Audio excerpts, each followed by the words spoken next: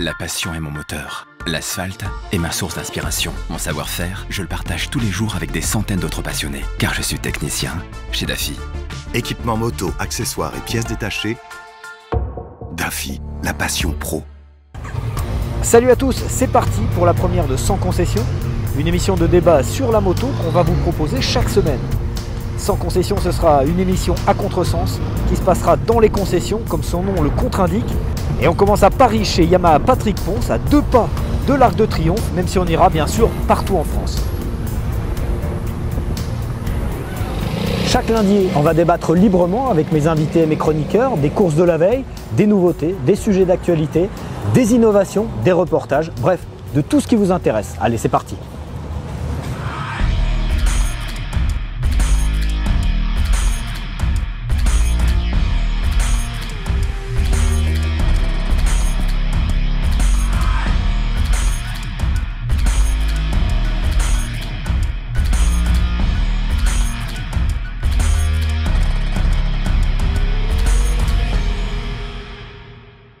Bienvenue pour la première émission de Sans Concession, l'émission à contresens. Pourquoi à contresens? Parce que elle se déroule précisément en concession. Ici, on est dans la concession Patrick Ponce, chez vous, Sylvie. Donc, merci de nous accueillir.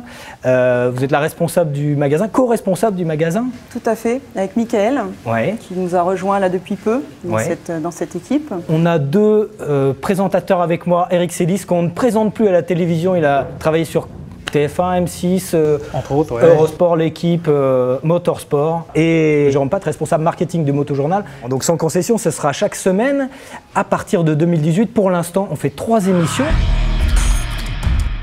On est allé essayer le nouveau X-Max. Sylvie, je crois que ça va un petit peu arranger vos affaires, encore plus le X-Max. On est heureux effectivement de cette nouveauté qui vient déjà d'arriver en concession. C'est un 125. Hein. C'est un 125, tout à fait.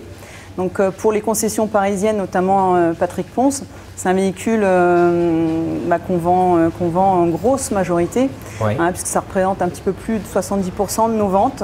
Les scooters ou le X-Max? Le scooter en général, d'accord, mais le 125 X-Max en particulier. Yamaha présente le nouveau X-Max, ouais, gros enjeu pour Yamaha, en particulier en France. C'est un enjeu important.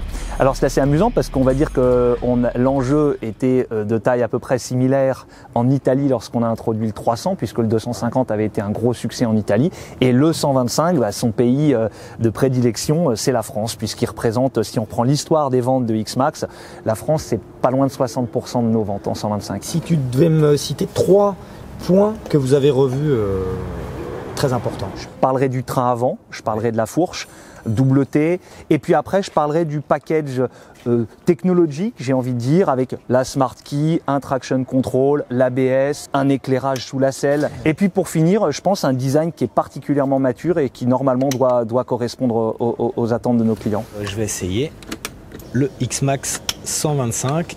Alors je vais essayer de trouver comment on ouvre la selle, voilà. Et je vais aller rechercher mes affaires que j'ai laissées là-bas sur ma moto. Ouf, mes affaires sont encore là, donc ça c'est un avantage du scooter quand même, c'est qu'on peut tout mettre sous la selle. Enfin, théoriquement, on va voir si ça tient. Le sac à dos et l'antivol.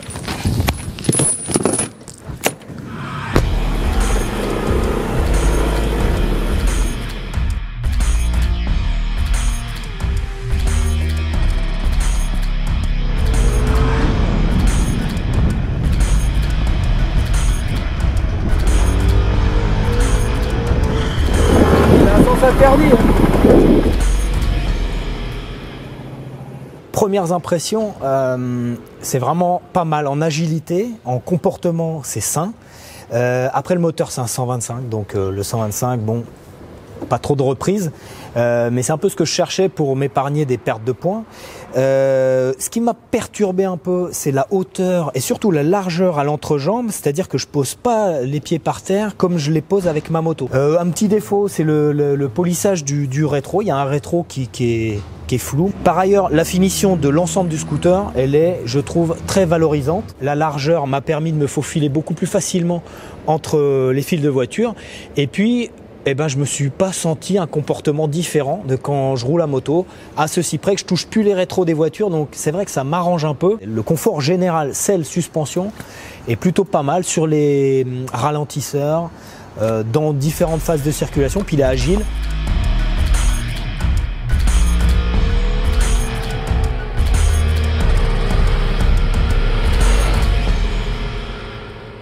J'ai précisé qu'on ne serait pas qu'à Paris, on n'essaiera pas que des scooters non plus, on essaiera des motos, des vrais. Et on commence les chroniques avec le baromètre moto. Donc dans le baromètre, on a la température, la vraie, mais on a aussi la température du monde de la moto. Et elle est plutôt au beau fixe, en Grand Prix notamment, parce qu'on a un Français qui brille, Johan Zarco. Le retour du Supercross à Paris, dans le U Arena. Donc ça c'est une bonne nouvelle aussi, après les Stones. Donc avec des Ricains, avec Cole Silly, Christian Craig, Zach Osborne, et puis les Français, Dylan Ferrandis, Marvin Musquin. Marvin Musquin qui est riche depuis quelques jours. Hein. Ouais. Il a gagné une super course qui a été mise en place aux États-Unis, $1 million. Et surtout dans une semaine, on aura le salon EICMA de Milan. On a eu le salon de Tokyo, on a vu pas mal de nouveautés. Donc ça, c'est des bonnes périodes pour les motards, hein, les périodes de salon. Donc on a vu une nouvelle Goldwing. La Goldwing, elle a 43 ans, c'est un bel âge. Juste un mot sur la Goldwing. Honda a annoncé ce matin qu'elle avait été allégée de plus de 40 kg. Ouais. On voit dans la vidéo effectivement qu'elle est beaucoup plus fine que la précédente et c'est à se demander si elle n'a pas été faite en priorité donc, pour les mototaxis qui sont à mon avis les premiers utilisateurs de ce type de machine. Alors on a Xavier Pérez de Travelzen, une société de mototaxi, qui a déjà dit qu'il allait renouveler sa flotte avec ses Goldwing. De toute façon, le parc des mototaxis est essentiellement fait avec ces motos et maintenant elle sera à boîte auto, hein, justement. Il y aura deux versions en fait, une version standard voilà. Boîte classique et une version boîte auto. Ouais. Donc et pour le confort, pour la boîte classique. Donc ça a pas mal de changements pour la Gold. Pas de véritable révolution, mais elle s'aligne un peu sur les standards technologiques avec l'anti-patinage, avec le tableau de bord TFT. Elle revient un peu dans la course parce qu'elle avait été un petit peu dépassée notamment par la BMW, la K700 GTL au niveau des technologies, etc. Ouais. Et là, elle se replace. Et d'ailleurs, elle reprend un peu la technologie au niveau du train avant. Hein. Je ne sais pas si vous avez vu déjà les données techniques circuler, mais elle a le même système de suspension ouais. à l'avant que quasiment sur la BMW. Alors Xavier Pérez nous disait, sur Facebook toujours, qu'en tant que professionnel du taxi-moto depuis 10 ans, nous avons éprouvé la Goldwing jusque dans ses derniers retranchements. Nous attendions avec impatience la boîte auto, de vraies suspensions et un freinage à la hauteur. Pour le reste, la Gold actuelle est bien équilibrée. On a eu aussi une déclinaison d'un 4 pattes néo-rétro chez Honda, toujours avec le Neo Sport Café. C'est un concept. Et à Tokyo, on a vu une étrange Yamaha qui a un peu surpris tout le monde. Avec la Yamaha nickel, direction multi-essieux, avec les deux bras de fourche de chaque côté. Vous l'attendiez celle-là, Sylvie? Non, on ne l'attendait pas forcément. C'est vraiment une nouveauté et un petit peu. C'est un nouveau concept en fait. C'est un concept, on ne sait pas trop à quoi s'attendre en fait tout de suite avec ce véhicule. Mais les possesseurs de permis B devraient pouvoir la conduire. Donc là, l'intérêt, il est là en fait. C'est ça. Puis il y aura une dernière question à poser aussi, puisque c'est une question qu'on voit beaucoup passer en ce moment sur les réseaux sociaux. C'est sera-t-il possible de lever la roue arrière avec le nickel lever, pardon. Non, mais on peut aussi la lever en freinant. Absolument. Donc effectivement, lever les roues avant. David est spécialiste pour ça. Autant le MP3 répondait à une vraie problématique d'automobiliste, autant là chez Yamaha, visiblement le message qu'on veut faire passer, c'est que c'est un vrai produit pilotage plaisir. Alors on a vu aussi chez Kawasaki une moto qu'on attendait beaucoup, c'est la moto dérivée de la Z1, la Z900 RS. Kawasaki avait ouvert un peu le feu avant les années 2000 avec la W650 et puis ils avaient laissé un peu la main à Triumph sur la Bonneville qui est arrivée peu de temps après et Kawasaki revient sur le secteur néo-rétro. Là, il y a une vraie tendance néo-rétro chez Yamaha, c'est la XSR. Notamment, qui fait l'objet de pas mal de préparation. Et là, Kawasaki a sorti une Z900 RS qui est assez excitante, moi c'est mon avis en tout cas. Donc chez Ducati, on attend une Desmo Sedici Stradale V4. Donc là, on l'essaiera. dans son concession. Donc il y aura une 821, une Monster qui reprend un peu pas mal d'éléments de la 1200 aussi, qui est sortie. Chez Triomphe, le Bobber Black, présenté à Hinkley.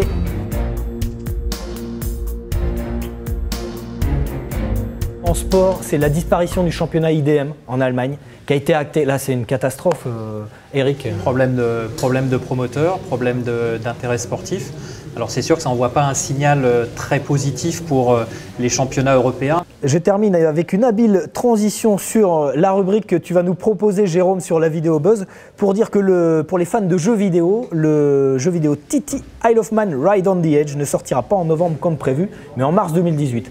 Donc la rubrique, la transition est toute trouvée pour la rubrique vidéo Buzz. Jérôme, à toi. Absolument, donc vous dire qu'effectivement concernant ce jeu vidéo sur le Tourist Trophy, ça va être un peu tard pour Noël, mais la vidéo Buzz va peut-être vous donner des idées puisque elle consiste, comme vous la voyez actuellement, à un simulateur qu'un motard a installé dans sa cave, simulateur qui va quand même assez loin puisque même la télé est fixée de façon à ce qu'il puisse avoir les sensations quand il prend de l'angle à chaque virage.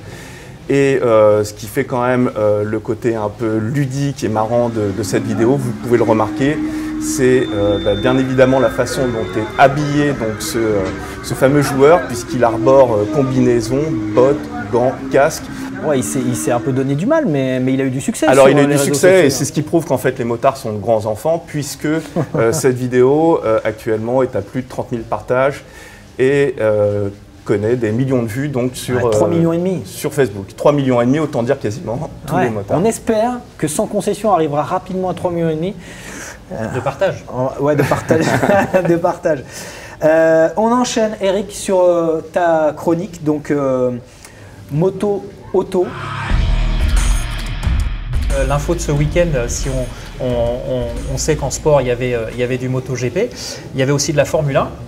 Et la Formule 1 et la moto, ça fait souvent bon ménage. Ouais, d'ailleurs, Lewis Hamilton. Et voilà, et Lewis Hamilton qui a remporté son 4e titre de champion du monde, c'était à Mexico. Et lui, il aime la moto et il est toujours en partenariat avec MV Agusta. Alors ça va même plus loin, si je peux me permettre, puisque en début d'année, il avait même déclaré qu'il avait 2 rêves et quelque part 2 objectifs. C'était de pouvoir concourir dans une épreuve de NASCAR et une épreuve de MotoGP. Donc autant dire que Lewis Hamilton est quand même très très accro au MotoGP. Ouais, on a vu d'autres des pilotes de F1, Eric. Oui.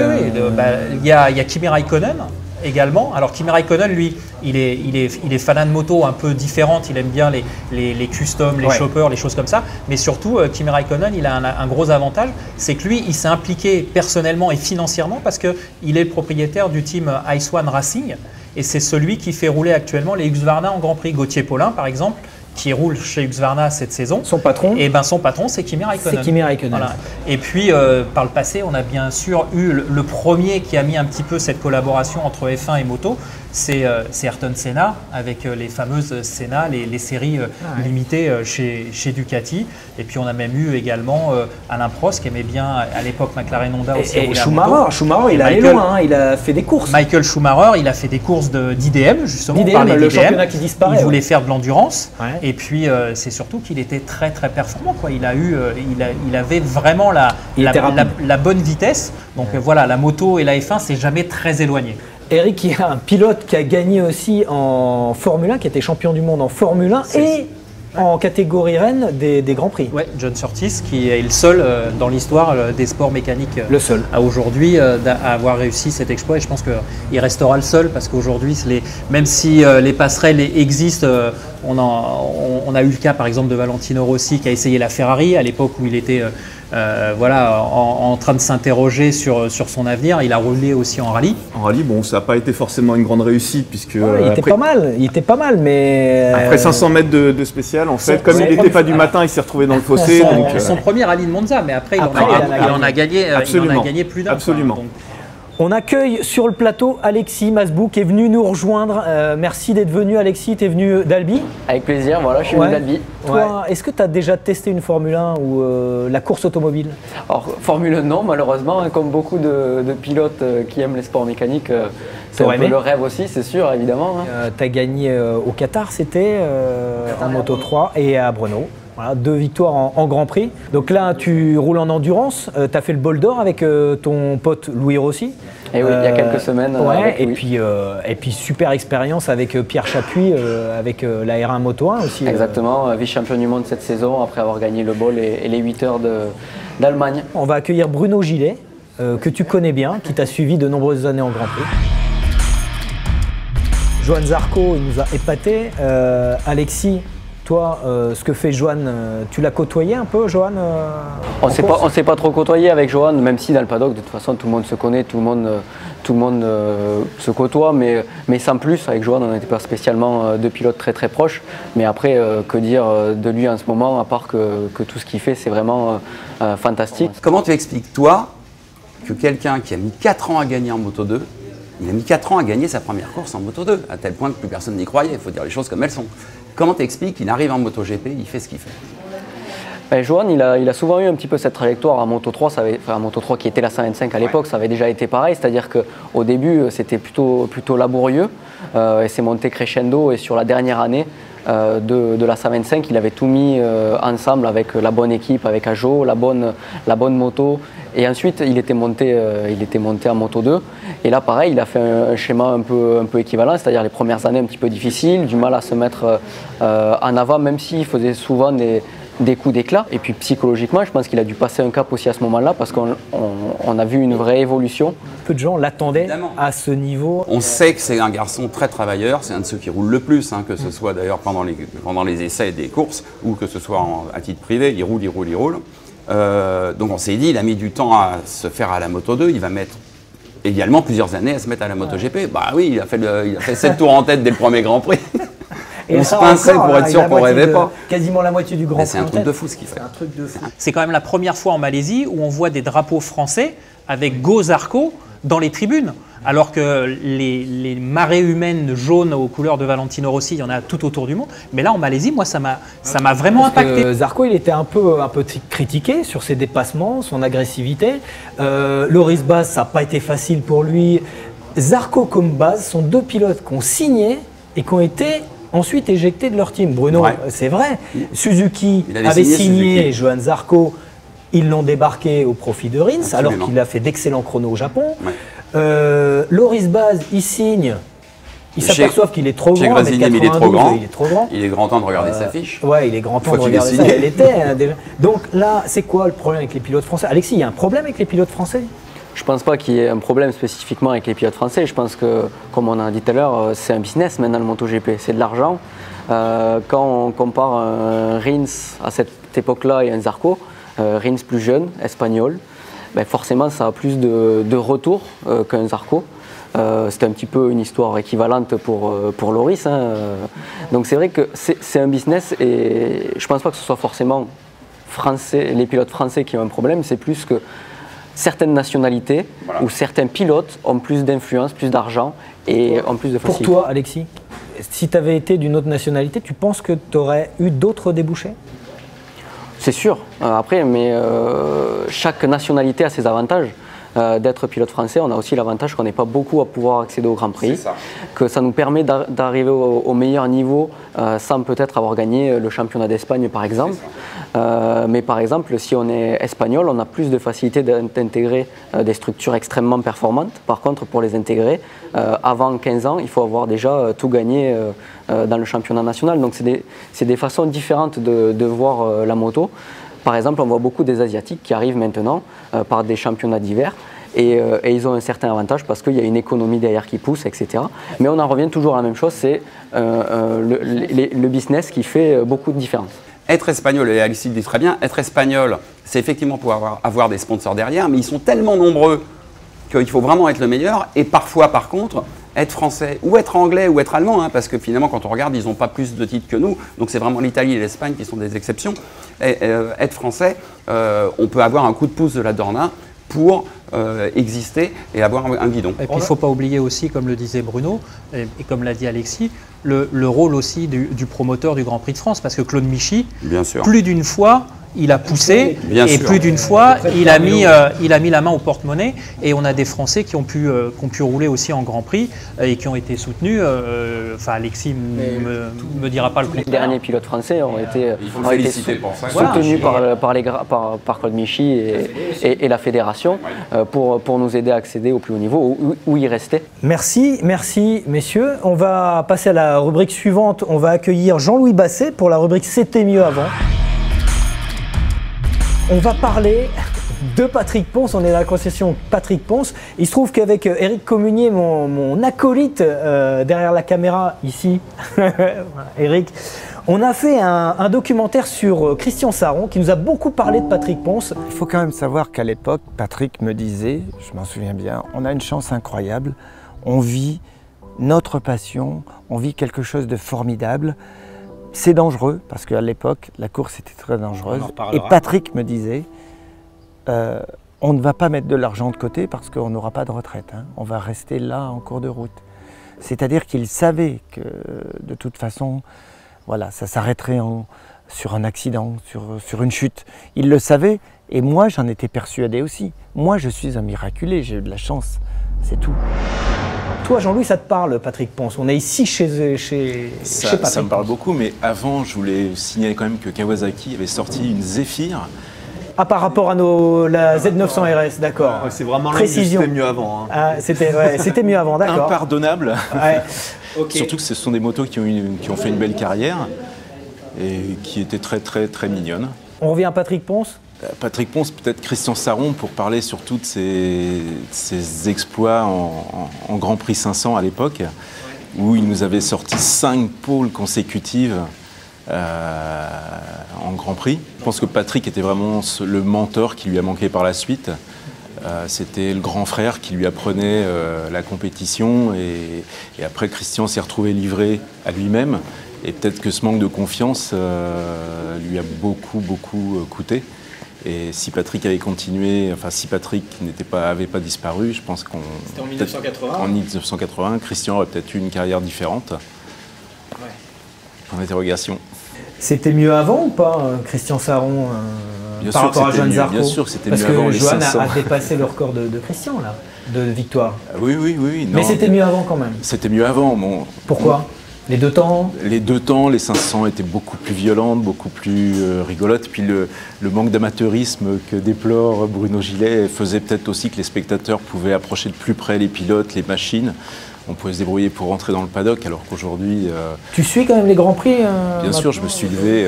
Les 3 derniers Grands Prix, j'ai mis le réveil pour ne pas manquer les courses de Zarco, parce que c'est phénoménal ce qu'il fait. Et je suis très content de voir un Français briller. D'accord, merci Jean-Louis pour cette chronique. C'était mieux avant. On va accueillir Valentin pour la chronique suivante. Il s'agit de technologie. Salut Valentin, donc tu vas nous parler de technologie, voilà. C'est ta spécialité. Exactement, alors là je vais vous parler d'une application mobile en fait destinée aux motards. Alors cette application elle s'appelle Liberty Rider, elle a été créée en France du côté de Toulouse il y a à peu près un an et demi. Et en fait son surnom c'est l'ange gardien des motards. Pourquoi? Tout simplement parce qu'elle va vous accompagner quand vous roulez pour pouvoir appeler les secours en fait en cas d'accident. Comment ça fonctionne? L'application c'est tout simple, elle est reliée au GPS et à l'accéléromètre de votre smartphone. Donc si elle détecte un incident, elle va vous envoyer une alarme. À ce moment-là, si vous ne pouvez pas y répondre, c'est un technicien Liberty Rider qui prend le relais et lui va déterminer en fonction des données, en essayant de vous appeler aussi, s'il y a effectivement un problème. Et si c'est le cas, il va pouvoir envoyer les secours directement sur votre position. Ça, c'est vraiment utile puisque des fois, on sait qu'il y a des accidents qui ont lieu tout seul, en race campagne, et c'est sûr que pour amener les secours, c'est tout de suite plus compliqué. Et c'est une tribu, Liberty Rider, ils se définissent comme ça, il y a 15 000 membres à peu près? Voilà, c'est ça, il y a de plus en plus d'utilisateurs, d'autant que c'est une application gratuite qui est disponible pour iOS et Android. Il existe une version premium qui a quelques fonctionnalités supplémentaires, mais le but premier... Comme les balades par exemple? C'est ça, pour pouvoir rouler en groupe, exactement. Ça, c'est une des fonctionnalités en plus. Et toi, tu l'utilises, Valentin, cette appli? Alors moi, je l'utilise essentiellement pour rassurer mes proches, parce que c'est une des autres fonctionnalités. Tout simplement, quand on lance l'application, on peut avoir la possibilité d'envoyer un SMS aux personnes qu'on aura sélectionnées, et eux vont avoir alors accès à un lien pour nous suivre en fait en temps réel dans notre déplacement. Une fois qu'on est arrivé, on peut même appuyer une nouvelle fois pour envoyer un deuxième SMS préciser qu'on est arrivé sain et sauf. C'est pas un peu gênant de savoir qu'on est un peu pisté par les proches, non? On n'est pas vraiment pisté dans le sens où on choisit déjà à qui on envoie cette info, tout simplement. Et puis il y a un facteur qui est absolument pas pris en compte par l'application, c'est la vitesse. C'est pas mal. Ah, ça c'est pas mal parce que c'était commencé par là. Merci Valentin, merci pour cette rubrique techno. Le débat 200 concessions, le premier avec nos invités. Donc nous ont rejoint Axel Villaseca, président des magasins Patrick Ponce, Alexandre Kowalski, directeur marketing communication Yamaha Europe. Avec nous aussi Émeric Vellan, donc directeur général du salon Autonomie sur la mobilité urbaine. Antoine Seblis également avec nous, directeur de Eco Riders.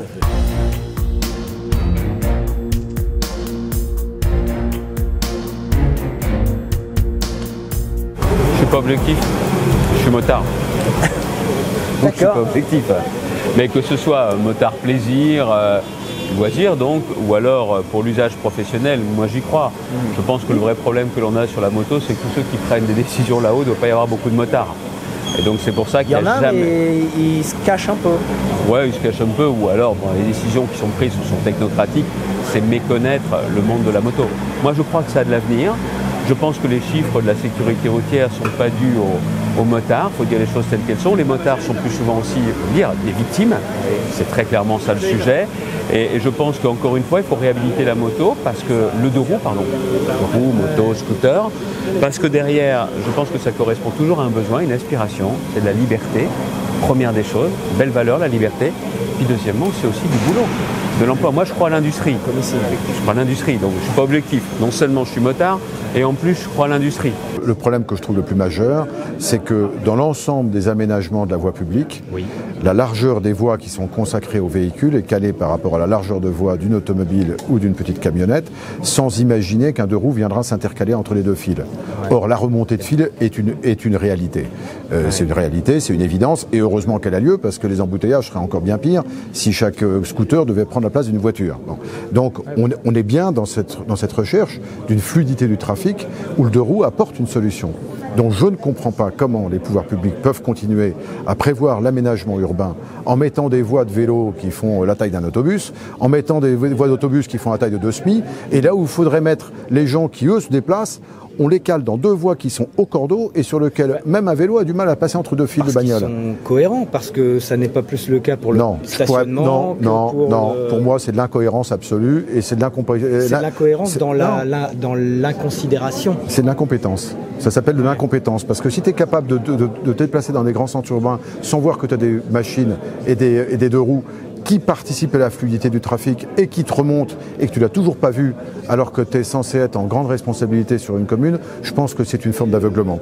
Le deux roues motorisé, aujourd'hui, on est sur un cyclomoteur qui enregistre, et c'est encore trop, mais en nombre d'accidents mortels, moins de victimes que la bicyclette, et bientôt il y aura plus de piétons décédés que de motards. Donc je veux simplement dire qu'on est des catégories d'usagers vulnérables et que je ne vois pas pourquoi la vie d'un piéton vaudrait plus que la vie d'un motard. Tout est fait pour promouvoir l'usage du deux roues, parce que tout le monde dit qu'il le déteste, mais tout est fait pour encourager la pratique de deux roues motorisées. Aujourd'hui, il y a beaucoup de villes où tu n'as pas d'autre alternative. Ouais. Donc pourquoi ne respectons pas ce moyen de déplacement ? Vous allez nous présenter un petit peu rapidement vos solutions. Donc c'est notamment les gyropodes, tous ces engins qu'on voit cohabiter avec les deux roues à moteur. Exactement. Donc le gyropode, là, en l'occurrence, c'est plus un véhicule qui est à destination des professionnels. En l'occurrence, nous, on s'occupe plus de petites mobilités urbaines, notamment parce qu'on a déjà vu des trottinettes, des skates électriques, des monoroues. Donc là, c'est comme un gyropode, mais avec une seule roue. Donc on n'est même plus dans le deux roues, là, on est dans la monoroue uniquement. Et ces autres petits véhicules qui peuvent permettre en intermodalité de se déplacer facilement dans Paris ou ailleurs d'ailleurs. Émeric, salon Autonomie, ça a eu un beau succès. Oui, donc c'était la 2e édition. Ouais. On a eu plus de 10 000 visiteurs cette année. On avait plus de 200... C'était à la Villette ? À la Villette, oui. On a eu plus de 220 exposants. On avait à peu près 50 mairies qui ont fait le déplacement. On a eu Madame la ministre Elisabeth Borne, chargée des transports, qui est venue aussi. Oui. Donc une belle notoriété aussi au niveau des retombées médias, des retombées presse. On a la mairie de Paris est venue. Donc la mairie de Paris, on a eu une lettre officielle du soutien de Madame Hidalgo en juillet. Madame Hidalgo a déjà un déplacement prévu. Une lettre de soutien de Madame Hidalgo. Sa présence, tout simplement. Donc on a eu les deux premiers adjoints, Christophe Nadjowski, donc, qui est au transport, et Jean-Louis Messica. D'accord. On en rêve. Alexandre, Madame Hidalgo, Monsieur Nadjowski, vous avez des contacts avec chez Yamaha? Non, nous disons que tout ce qui a trait à la mobilité, on le fait beaucoup à travers la chambre syndicale. Donc nous avons une chambre syndicale des constructeurs. Et c'est vrai que là, on débat, je dirais, c'est pas, je dirais, promotionner une marque, là, c'est promotionner l'intérêt collectif. Donc, nous discutons beaucoup et donc, à travers la chambre syndicale, nous sommes en contact avec les différents ministères liés à notre profession. Donc, ça passe par un intermédiaire, vous n'avez pas de contact direct. Axel, les restrictions que connaît la ville de Paris régulièrement, ça pose des problèmes à une activité pour vendre des deux roues à moteur? On en bénéficie puisqu'on a beaucoup de clients qui viennent, qui poussent la porte du magasin et qui en ont marre de ces embouteillages. On a un peu les mal-aimés, l'automobile et la moto. Antoine, Aymeric, on vous jalouse. On n'est pas dans l'air du temps, les motos. On s'en négligé dans les solutions de mobilité urbaine. Est-ce que vous pensez que le sens de l'histoire, comme on dit, c'est que des machines thermiques puissent constituer des solutions de mobilité urbaine?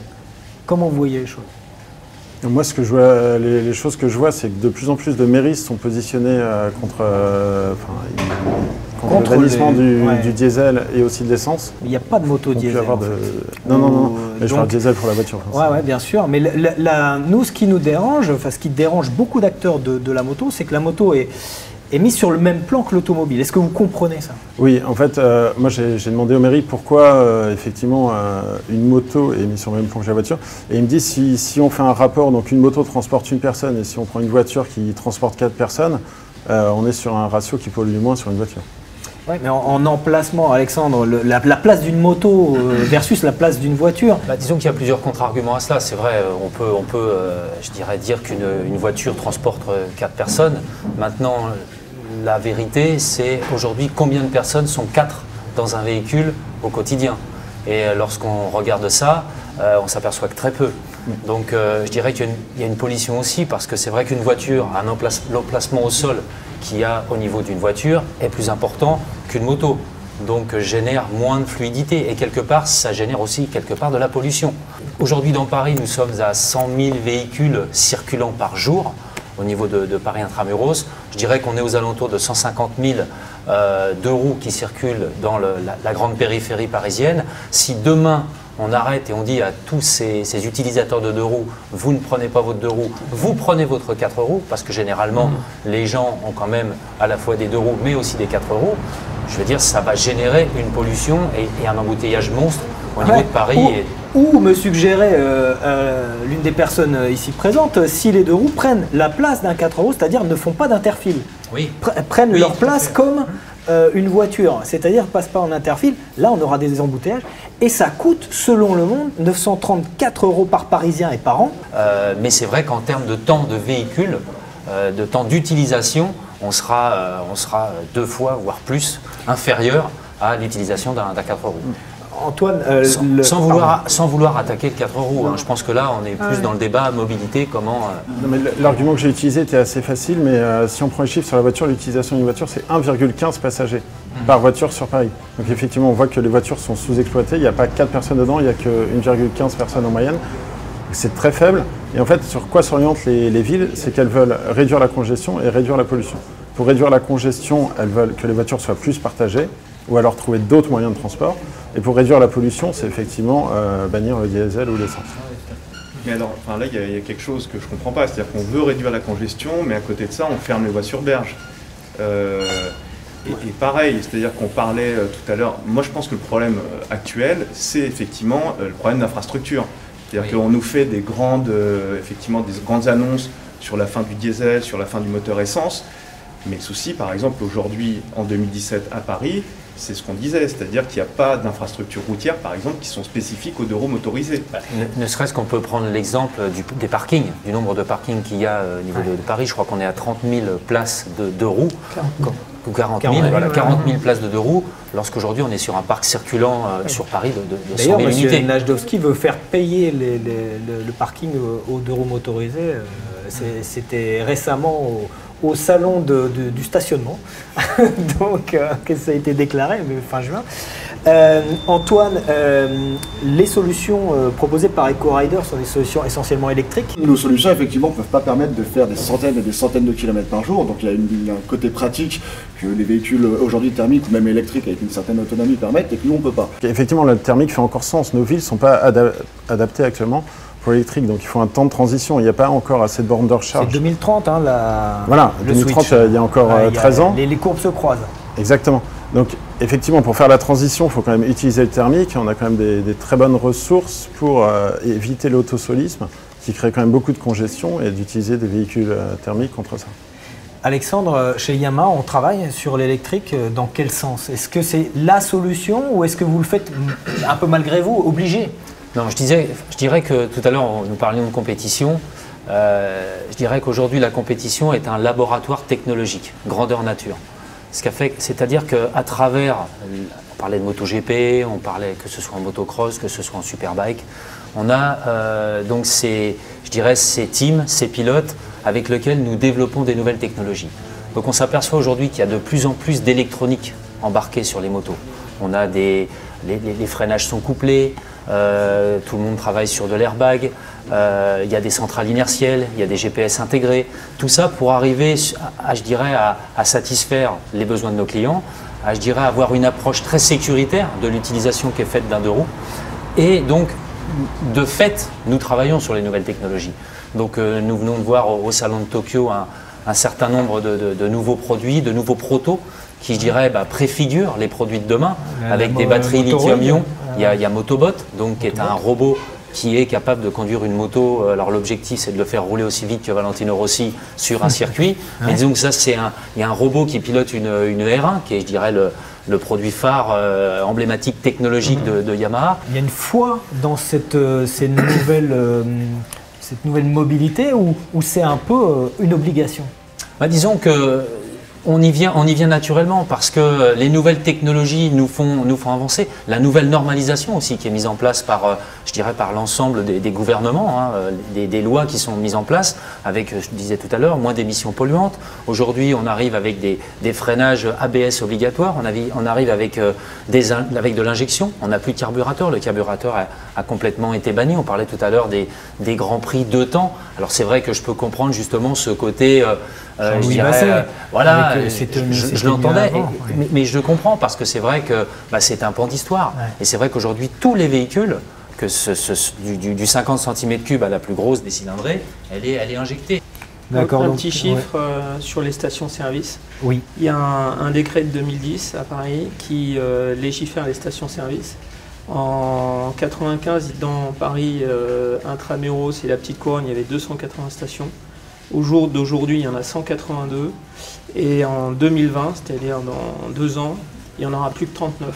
Donc je vous laisse imaginer la partie cache-cache et les queues si tous ceux qui roulent aujourd'hui en véhicule thermique continuent à le faire. Ça va être une partie de plaisir. Et il y a des startups aujourd'hui qui se spécialisent sur des livraisons à la demande d'essence. Et je pense que c'est un bon filon pour elles. Voilà.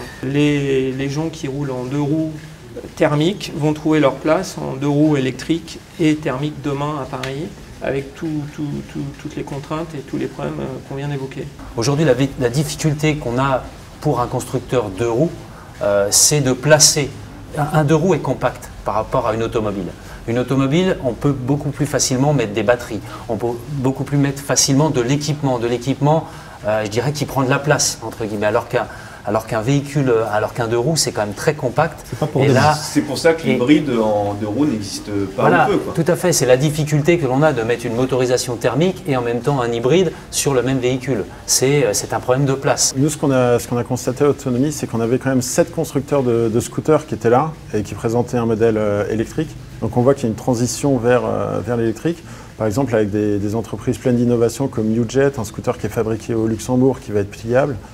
Mais ce qu'on constate aussi avant tout, c'est par exemple, on me posait la question, quel est l'avantage d'un scooter par rapport à un vélo électrique? Ou quel est l'avantage plutôt du vélo électrique par rapport à un scooter? Et ce qu'on m'a répondu, c'est le vélo électrique, on peut aller partout. On peut aller sur les pistes cyclables, on peut aller sur la route, on peut aller dans les couloirs de bus.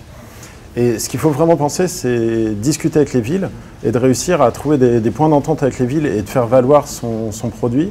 Par exemple, à Paris, pourquoi les scooters, qui sont quand même 100 000 à la journée, ne peuvent pas aller sur les voies de bus? C'est assez étrange, alors que les vélos peuvent le faire. Donc pour moi, il faut qu'il y ait, comme EcoRiders l'a fait, créer un syndicat de la micromobilité. Dans le monde de la moto, dans le monde du scooter, je ne sais pas vraiment ce qui existe, je ne suis pas assez spécialisé, mais je pense qu'il devrait aller d'une voie et dire, si j'ai pas de place sur la route, pourquoi je ne peux pas utiliser les couloirs de bus? Antoine, le mot de la fin? Le mot de la fin, je pense qu'il ne faut pas opposer électrique thermique aussi brutalement. Je pense que de toute manière, comme on le disait tout à l'heure, on est à un moment charnière, en pleine évolution. Il faut surtout voir effectivement les technologies, laisser les technologies évoluer et les infrastructures aussi, éventuellement, pas éventuellement, même c'est obligatoire que les infrastructures et les politiques se prennent en main cette transition et ne le fassent pas d'une manière un petit peu, comme on disait tout à l'heure, hypocrite, mais qu'ils aillent vraiment en profondeur. C'est vrai que ça va être des gros chantiers, c'est vrai que ça va être très compliqué de revoir nos infrastructures de ville, mais c'est indispensable si on veut. Et nous, effectivement, comme disait Amérique, avec la Fédération professionnelle de la micromobilité, on essaye de montrer qu'il y a aussi une complémentarité dans les usages et qu'il faut changer, nous tous, nos habitudes aussi de déplacement. Merci à tous. Vous pouvez suivre l'émission donc sur la page Facebook et sur tous les réseaux sociaux sans concession.